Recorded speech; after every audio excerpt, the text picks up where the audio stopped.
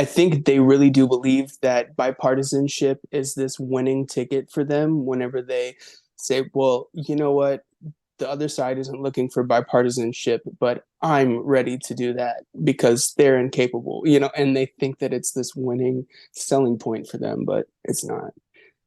It's a way to it's also a way to give cover because oh, we tried, but we couldn't get them on board. Because you think about it, what other how wild is it in 2021? The Democrats were just fighting with themselves to make bills worse.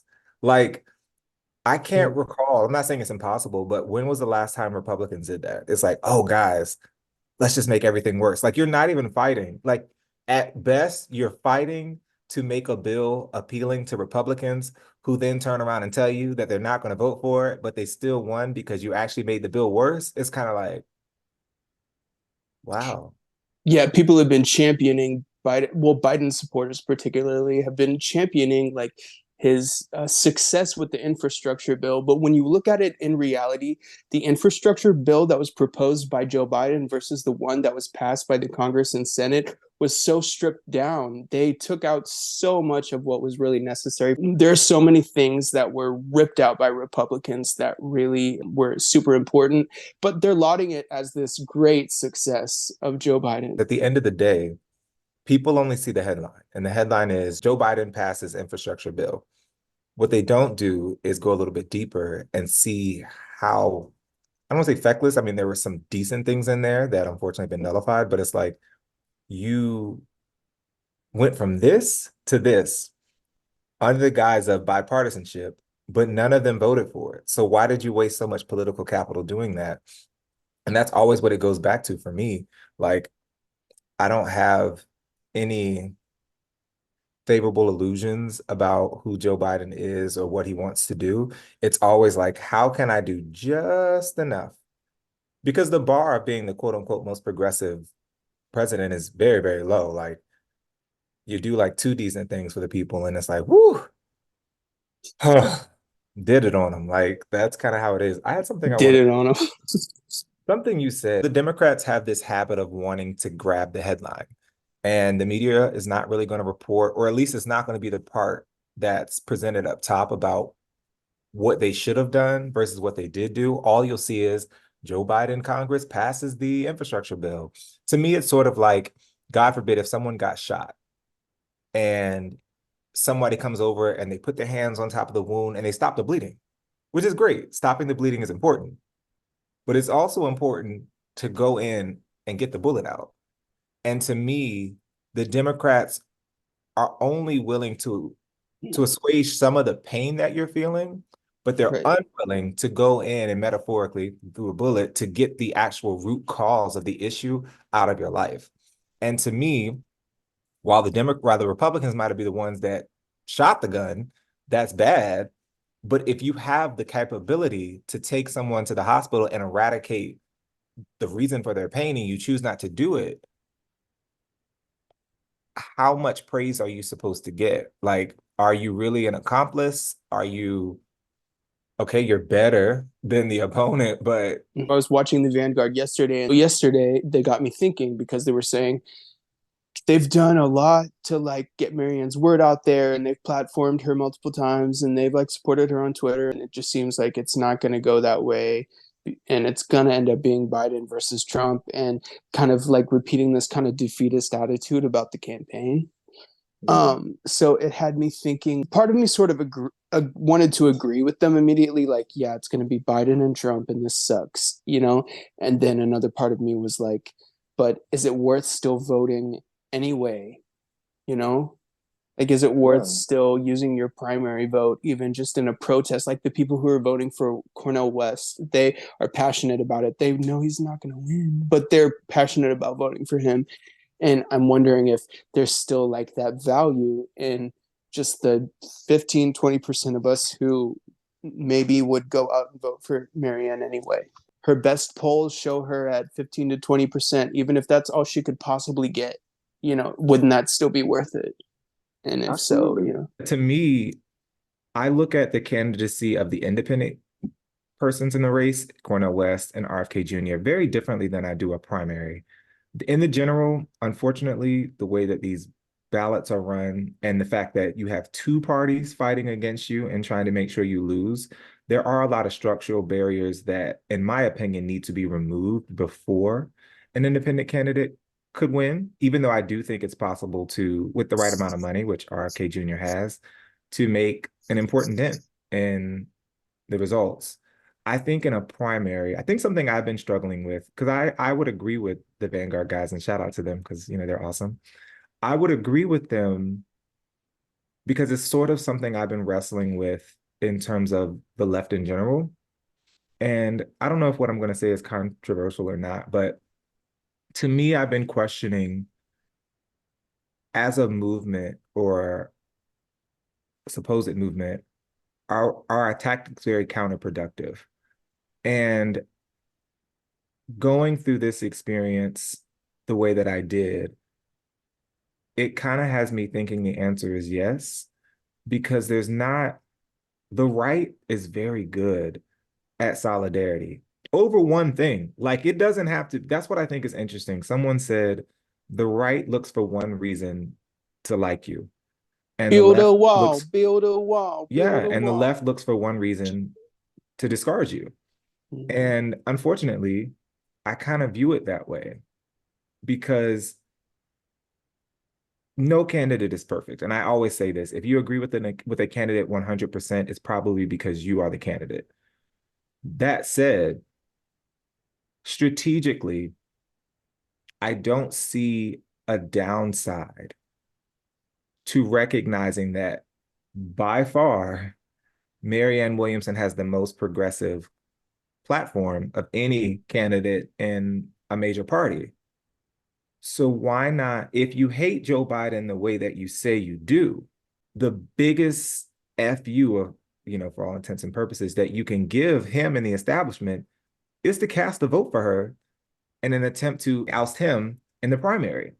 It's not easy, not at all. And it's like, but when you have the left fighting hard to discredit her candidacy, when you have the liberal media pretending it doesn't exist, it's just kind of like, okay, so we don't have like we're supporting RFK Jr. now.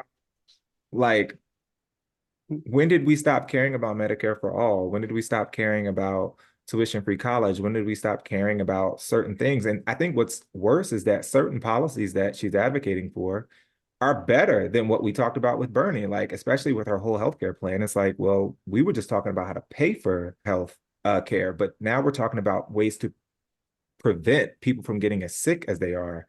And so, yes, you can disagree with a candidate. And I think it's important to hash those out, have those conversations. I'm not discrediting that. But wouldn't having somebody you agree with 65% having a chance to actually get power in the White House be greater than knowing somebody who has 10% of what you agree is going to continue doing all the things that you say you hate? And so I'm struggling because I'm not even talking about the general. I'm simply talking about a primary. Like, Mm-hmm. imagine having Marianne Williamson, Dr. Jill Stein, and a Cornel West in the general. You have now given us, what is it, 3 out of 5 chance that we could have a progressive actually win the White House.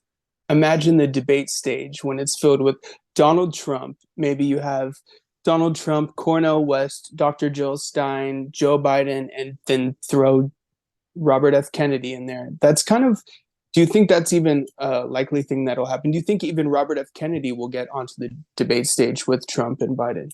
I don't think that Robert Kennedy is opposed to doing it. I think that Mm, the establishment has no interest in doing it because as abhorrent as I find a lot of his policy, I do think it's still an opportunity for him to quote unquote siphon votes from either side. And I mm-hmm. don't think they have an interest. I also know that both Biden and Trump have expressed interest in not wanting to debate, which I think is probably the most Wow.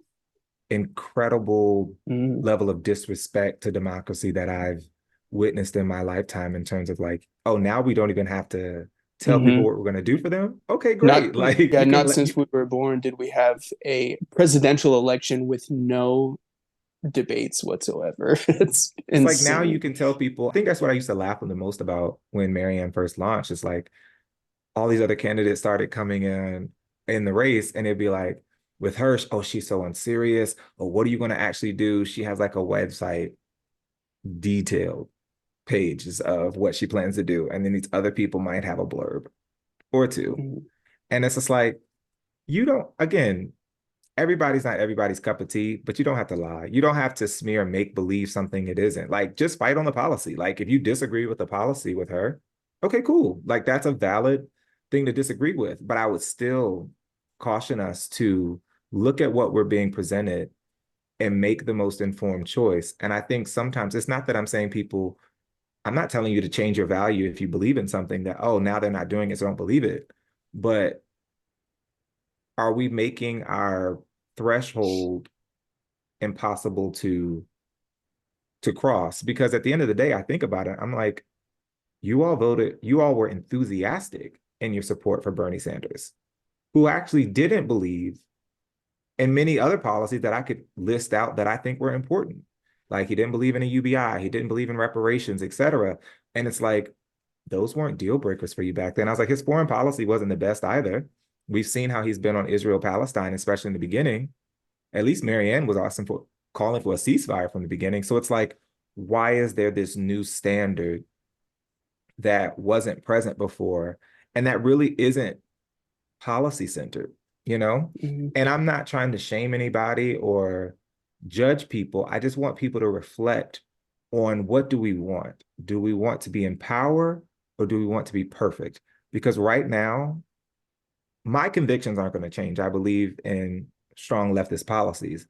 But if I was a person looking from the outside in, there's no way I would want to join this movement, or for what movement even exists, because we cannibalize each other. Like, we fight endlessly. And it's one thing to have productive conversations and productive debates, but they don't amount to anything. And I look at the right ecosystem and how strong it is. Yeah, they disagree, but they know when it's time, they fall in line.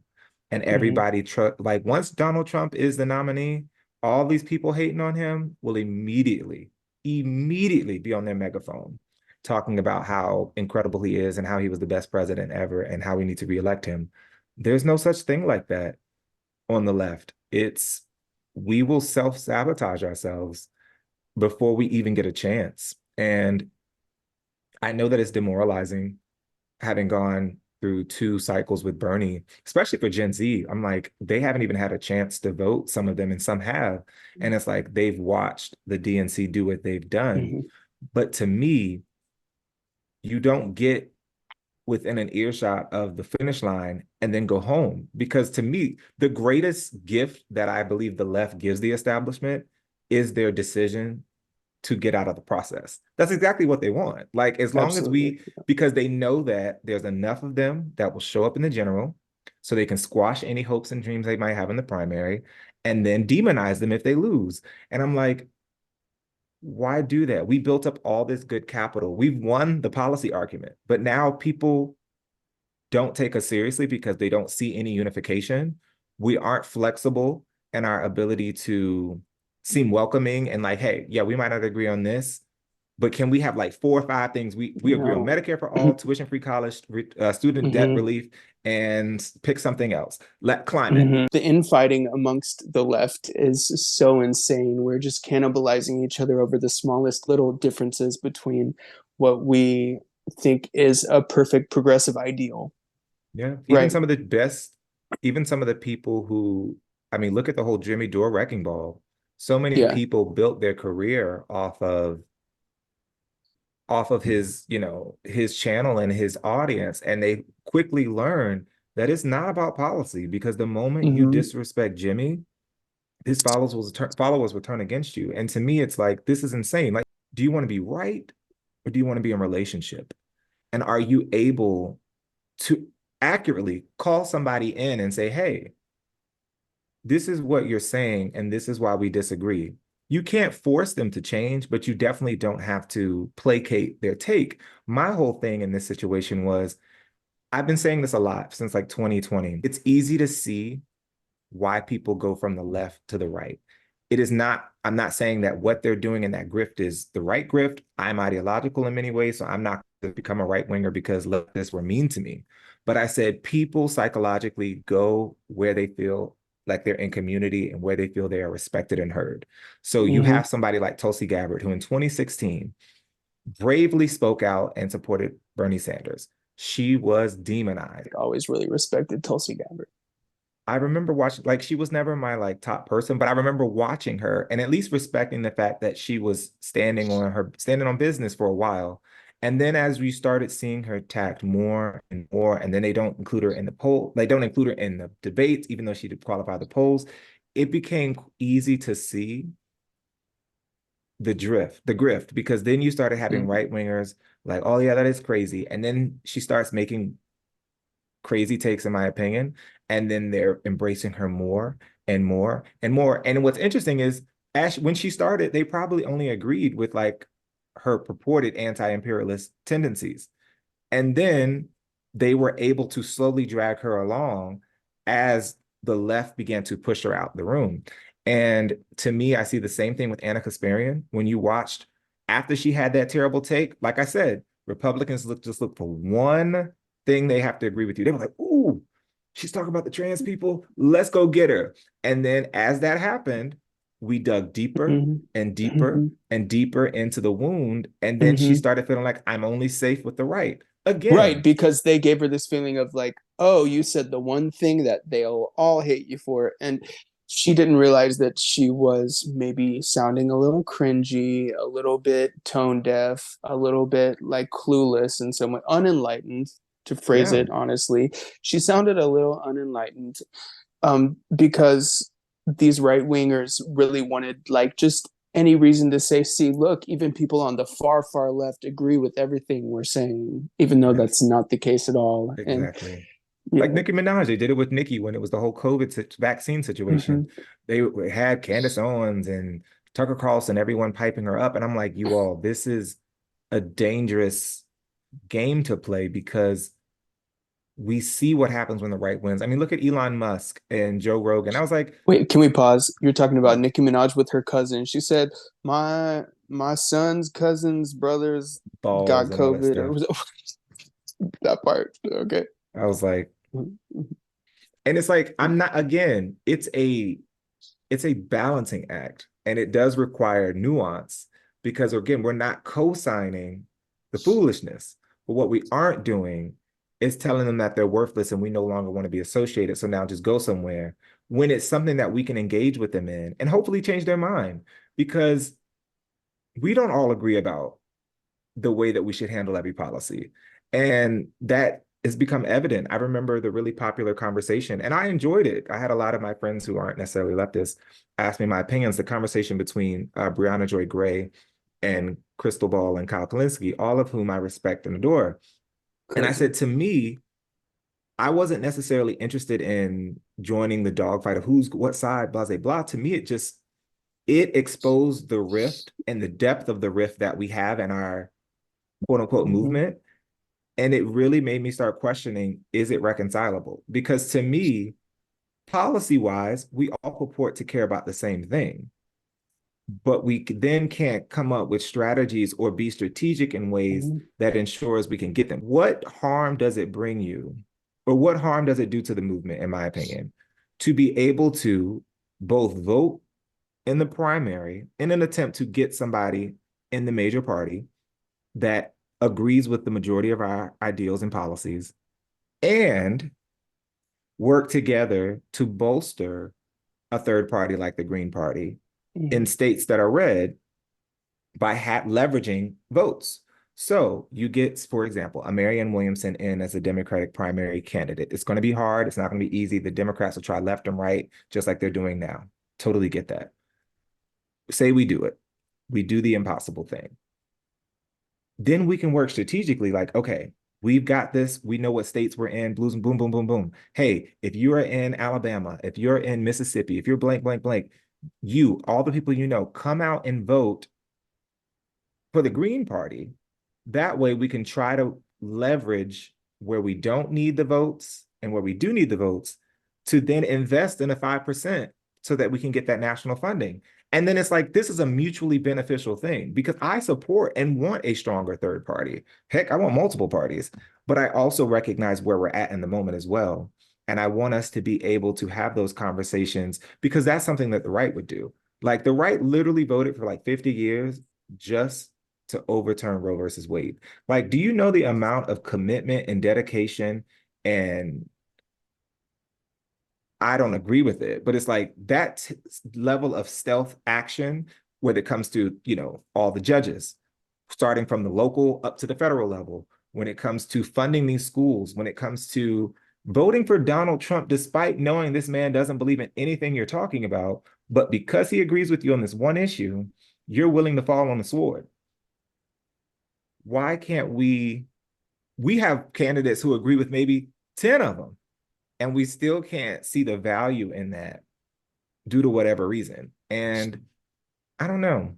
It's hard I for think me. it's I think it's a little bit of a cult of personality. When it comes to dissuading people from voting for Trump, it's incredibly difficult because people are so excited to vote for this guy that they think they believe in. And that's what the left is lacking so much right now. They don't have that character whom people can look up to and say, oh, that's the guy that I think is really fighting the good fight, or that's the woman that I believe is actually going to step up there and finally do it for us. They, the left lacks that. We have this establishment figure who's like, I represent, granddaddy who's taking care of the way things have always been, and vote for me because. No, but the thing of what I love about what you said is that Trump is bigger than politics. He is a personality. And I said, without a phenomenon or a personality that can fight that. Like Obama, love him or hate Obama, Obama is magnetizing as a politician. Mm-hmm. He is a personality. And I said he's able to go out there and connect with people in a way that feels both authentic and relatable. Trump does the same thing, just in ways that I don't agree with. And so it's not going to just be the policies that beat people. It is part of it, the personality of politics. You have to know how to make yourself interesting. Donald Trump makes people talk about him because he'll just say outlandish things and people have Mm-hmm. to cover it. And I said, hey, it's an effective tactic. Like we Mm-hmm. have to be willing to shake off some of that, oh, everything has to be prim and proper, decor, blah, blah, blah, blah, Mm-hmm. because people find it refreshing. I mean, at least in his run, people found Andrew Yang's honesty refreshing. And it was a way for him to, people were like, finally, you're just saying the parts. Listen, we're not talking about right now or his mayoral race.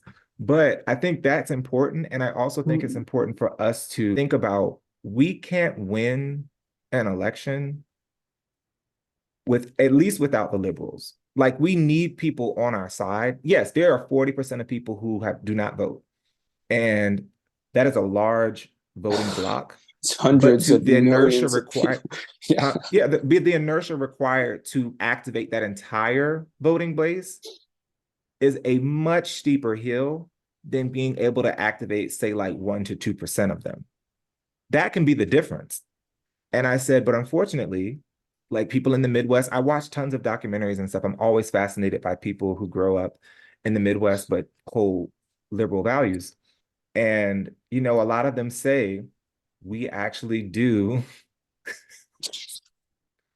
What did people in the Midwest say? Yeah, they say like sometimes they feel condescended to or they feel like they're not a part of the movement, even though they agree with our policies. I And recently lived in the Midwest, right? I was living in yes, I Milwaukee forgot over for the a summer. while. Yeah, And it's interesting because I think that out of all six swing states, Wisconsin, where Milwaukee is, that's the only swing state that's currently not voting in favor of Trump. In every poll out of all six swing states, like five of the six are consistently voting for Trump for 2024. And the only swing state in which Biden is up by 1 or 2 points was Wisconsin.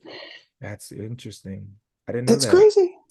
Hold them accountable. Like when Ro Mm-hmm. Khanna gets on television and he says, I believe in all these progressive policies, but I'm supporting Joe Biden because he's going against Trump. That lets me know you're not serious. And you know why? I said in 2020, the argument should have been beating Trump is not enough. Beating Trump is the first step in a two-step process. Yes, getting rid of Trump is important, but if the person you replace him with is going to do little more than maintain the system that the people who voted for him were trying to reject. You've now reduced people's confidence in the Democratic Party so much because you said vote for Joe Biden so this Trump shit will stop happening. And then Biden, we voted in. And then Trump never went nothing away. substantial. Yeah, I mean, after Biden was voted in, he didn't really bring anything to fruition that represented a different America from what we lived in under Trump. Yeah, like I mean, it's like, and I'm not one that'll pretend there's no meaningful differences between the two. Has there been stalling of certain policies? Yes, but had there also been like what's that phrase? If you want to pass Republican policy, you need a Democrat in the office. And I said, look at the immigration policies that Joe Biden is proposing. I said these are just as bad, if not worse, than Donald Trump. And I said, when is Trump doing it? The media called it out, but when it's Biden, it's like you better be quiet. And I'm like, no, you should scream just as loud when it's Biden than when it's Trump. And so for me, I'm like, I have a problem looking at this situation and saying like, oh, we're just gonna do the basics to keep people going. It's like you people have no idea why people voted for Trump. Racism is going to be, listen, there are racist Mm-hmm. Democrats, okay? Let's be genuine. There are misogynistic Democrats. But taking a broader look, you're like, were there any things that we did wrong that messed people up? Yes. And instead of correcting it and doing the policies that people who wanted to support Bernie Sanders, which was including Republicans, want, you're like, eh, can't do that. But here's a pizza party, And it's like, no. Every good thing that you did, you either took it away or you diminished Now, it. I don't like Joe Biden, but you could at least go out and lie. Like you lied mm-hmm, about student debt relief. You lied about everything else in your platform that you didn't do. So you can at least go out and say, vote for me and I'll make sure everybody has health care. Vote for me and I'll make sure that we get this college loans taken care of. mm-hmm, You lie any other time. You said, vote for me and we'll get the $2,000 checks and then turn around and gave us 1,400. So lie. You're not even doing a good job at pretending. And that's why I'm like, these people aren't serious. They don't care because you have to think if the Republicans win, I think it is terrible for everyday people. But if they win, it is not going to hurt the everyday life of these politicians. They're all wealthy. They'll benefit from the tax cuts. They all have most of them have investments in the defense industry, so they'll all get rich when we're in war. Doesn't matter. Republicans will have the gas become a little bit cheaper or something, and then Yeah. everyone will be like, "See, this is why Trump did this." While austerity politics will continue to fester, make sure that Mm-hmm. people have the life sucked out of them. And eventually we'll realize, hey, why are we all struggling? And it's like, because when you dejuice everything that's meant to be a public benefit and then tell everybody that the public sector can't work, so we have to give it to a profit sector who doesn't actually care if you live or die, their whole job is to make sure that they extract as much value from your labor and to make sure that they take as much money as possible from you. You're not really in a winning system. And it's what contributed to the system we're in now. And I think that having Democrats buy into that belief only set us back as far as the Republicans would have wished for. And it's like, it doesn't, I think that's why American history is so interesting and why we don't teach it well, because stuff is cyclical. Like we've had these conversations before. We've gone through periods like this. And it's like, Stuff nobody knows is the New Deal cyclical, era. but history does not, in fact, repeat itself. History rhymes itself. I Yeah, learned that I from Harvey remember that K from on the the last from podcast. yeah, and I was like, that's the most I love that phrasing because it's like people love to say, well, racism, it's just so much. I mean, it's so much better. I mean, so is getting my water from the sink instead of having to go out in the back and get it from well water. But if the Mm-hmm. water's not clean in Flint, does that really matter? Thank you for giving me a Mm-hmm. faucet, but also fix the water filtration system. And so to me, that's a cop-out answer to so many of the problems that America has. Like we talk about freedom. Oh, we deserve freedom. Listen, back in the late 80s or whenever it was that we banned drinking and driving, people were arguing that I deserve the freedom to be able to drink and drive if I want to. That sounds crazy to us today, but that's as Right. crazy. That's the rhyme that we have right now with some of the policies that people are proposing. People should have the freedom from worrying about, hey, what other chemicals are in the food that I'm eating? Is this lettuce going to have E. coli? People should have the freedom from stepping outside and thinking, oh my God, that person with the gun, whoa, they're pointing it at me. What's happening? Oh no, they'll just get off free. Like, this should not be the world that we live in. Right, People but shouldn't worry, can I afford rent? the majority of the world, they're not aware of the things that you've spoken about, especially when it comes to like a lot of these issues that Marianne Williamson has been discussing, like what you said about food safety and chemical safety and the environmental safety and things like this. So many people are completely unaware or mostly unaware, or they prefer to stay unaware because it just seems like such a daunting reality to even like conceptualize. Sometimes being willfully ignorant allows you to take, and it's like that movie Don't Look Up. Sometimes people are too afraid to look at what's happening because Yeah. then you have to take on the magnitude and weight and the fear that could come from that. But I'm a believer that fear is an option. If we talk about the possibility of what can be, that's the only thing that I believe you can buy people into that will actually override that system of fear. So yes, it's terrible that kids are starving and kids are homeless, and not just kids, people in general. But when you start talking about, hey, it only costs this many $1 billion to fix poverty, or hey, this is a plan that we can do to actually build housing for people. Hey, this is a Marshall Plan that we can do to address the inequities in all of these Latin American countries that we had a very heavy hand in creating so that we can actually address the root causes of this, the migrant situation. But it's like, no, it's easier to just to scare people. And unfortunately, most people aren't plugged in enough to know. Like our border is a bullet wound. Okay, you can't just say, well, we've got to address the root cause of the bullets and the guns that are shooting us at the border. We've got to talk about addressing the wound directly at the border. Yes, that's important. I said, but listen, you can't compare apples and oranges. Having brain surgery is not the same as having a bullet. Like, these are two different procedures that require Mm-hmm. two different sets of skills. So yes, in an immediate surge of judges and people who can actually get through these backlog of cases, which you all helped create by I think it was Donald Trump that closed many of these like ports and stuff because it continues to exacerbate the issue. So that's an immediate fix that we can do. And yes, there's also, after you have been, God forbid, being shot, there's a recovery period. So in that Mm-hmm. quote unquote recovery period, that's when we're working on this Marshall Plan. We're trying to do the things that take take a longer time to accomplish, but are necessary if we want to eradicate the issue. That doesn't ban or prevent us from doing the things we need to do in the short term as well. Do you think that if Marianne could still accomplish a 15 to 20% like victory in the overall primaries, that it would have been worth it, even if she couldn't defeat Biden ultimately? I still think it would have been worth it, Mm-hmm. because I think that I will say this as my own journey. Marion was probably one of the first candidates that spoke a language I understood, and more importantly, helped me to connect the beliefs that were purported in my faith into policy.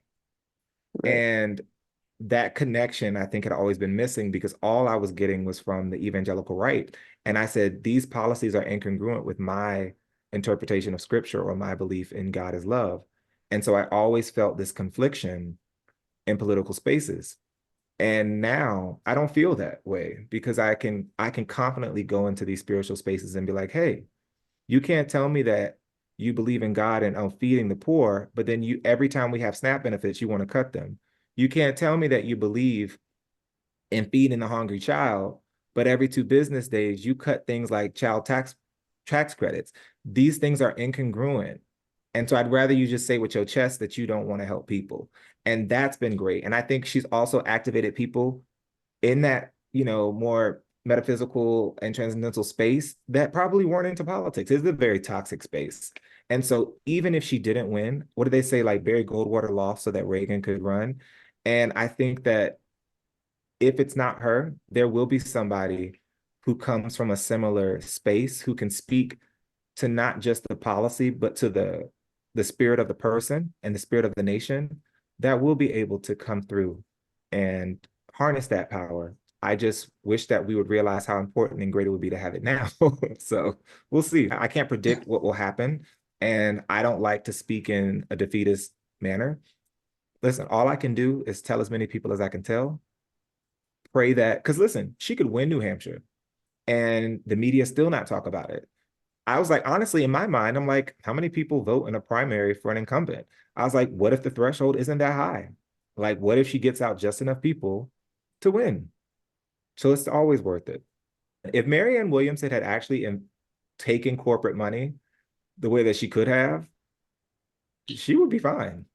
She would have lost the left. And I get it. On principle, I'm not a fan of that. Sometimes you have to look at the evidence. Like you can make all these claims like, oh, it's to sell books. It's like, well, that's not really true because this isn't the stuff that people who read her books are into. Oh, it's into, I think she even said on the debate stage, they were like, oh, all of you are millionaires. She was like, I'm not a millionaire anymore because I spent so much money in this campaign. And it's kind of like, okay, y'all, whether you like her or not, you don't have to lie on her. Like clearly, this isn't advantageous for her career. Like this woman is 70 and had like what 30 something years in a career Right.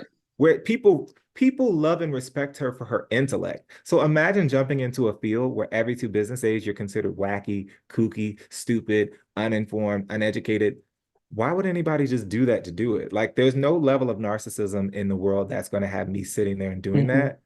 And then there's no way that I feel like you can rationally make said arguments and then look at a policy proposal that is well thought and detailed as hers is. You can Mm-hmm. disagree with parts of her policy, that's fine, but you can't say they're not serious about changing things. One of the main criticisms that I'll receive is people saying, I really appreciate Marianne. I love what Marianne is saying. I think she's a wonderful person and she's saying the right things. But the Democrats will just never let her have this. So it feels useless to participate in this with you. And I say this all the time, you get 100% of nothing if you don't try, and you have a 50% chance at something if you do. There is no, I don't make any illusions that, oh, Marianne can win. I say what you can do is you can vote for her and you Yeah. can tell somebody else that you know to vote for her.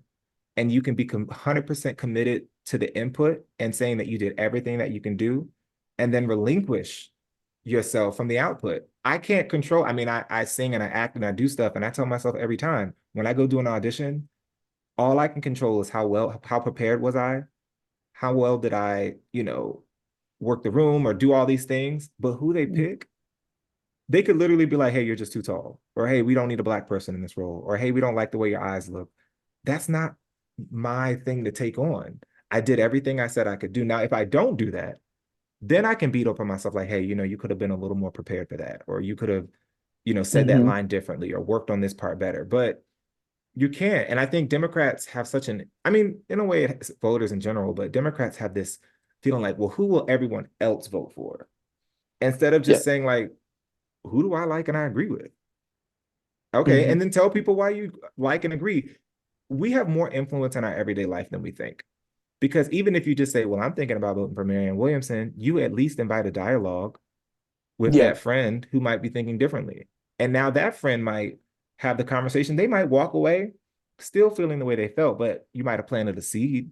So now it's like, well, let me look into something or send an article, have Mm-hmm. like there are ways that we can influence people without feeling like we're trying to control them or change their mind per se, like, force them to agree with us. It's like, no, given these set of facts, given this information, do with it what you will, but don't allow a media system, don't allow other politicians, don't allow people to make you feel like you can't have what you want. Because at the end of the day, numerically, if enough of us voted for her, she could win.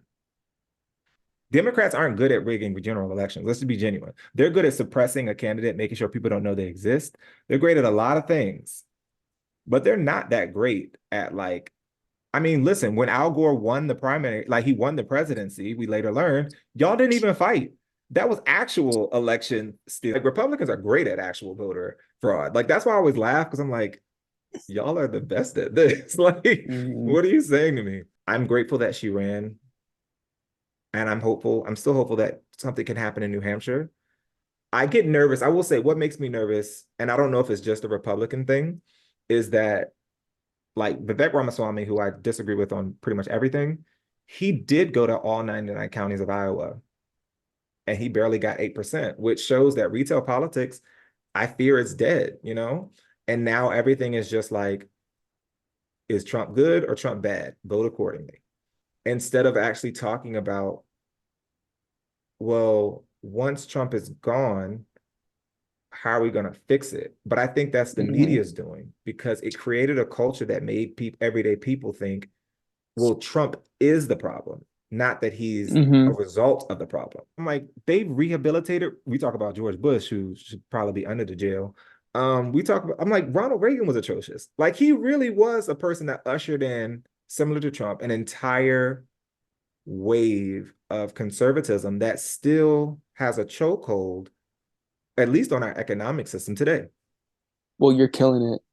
Thank you. So are you. I'm so proud of you. Like, when you Mm-hmm. started into where you are Yeah. now in your Yeah. Yeah. social Yeah. media game, like, Mm-hmm.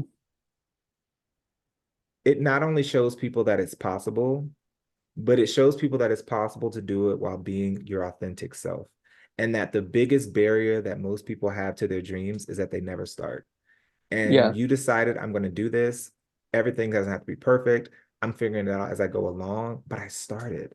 And you've Yeah. seen the response to what you've done. You don't allow, you learn when to vent publicly, when to vent privately, and you're able to build a coalition of people who, whether they agree or disagree with you, they listen. And I'm so glad for that, because I've always felt like you have something to say. And I'm glad that the powers that be and the people that are now listening to it as well. So I'm really proud of you. And I'm honored, to literally honored to be one of the first guests on the show. So that like made my whole day. So I really appreciate that.